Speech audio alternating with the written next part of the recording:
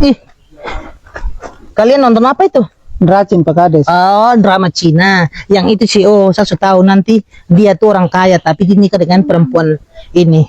Jadi nanti itu perempuan selingkuh, baru dikasih tahu kalau dia tuh CEO. Saya sudah nonton film itu ulang-ulang ya, saya bosan kalian tuh saya.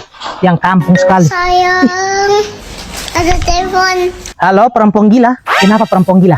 Kau tinggal telepon saya terus. Kau pikir saya yang tersangka, jadi 1 kali 24 jam harus lapor di kau. Kau gila.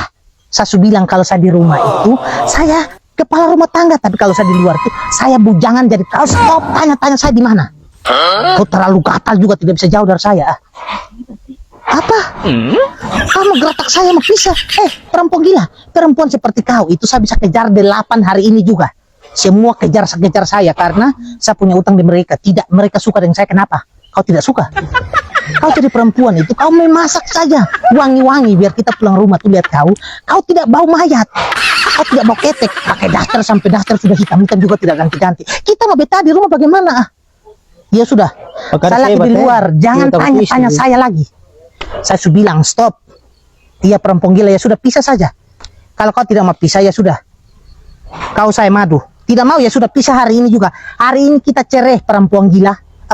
Perempuan gila Agar saya hebat ya, tidak takut istri. Iyalah, kita laki-laki itu kepala rumah tangga, jadi kita tidak boleh takut istri, apalagi takut perempuan-perempuan gila seperti mereka berdua itu. Cuma tahu cari kutu saja, tapi tidak tahu masak-masak. Kau apa ini? Saya pulang dulu. Tapi istri yang telepon Pak Kades. Iya, kau istri. Aduh, saya mati. Parang mana parang?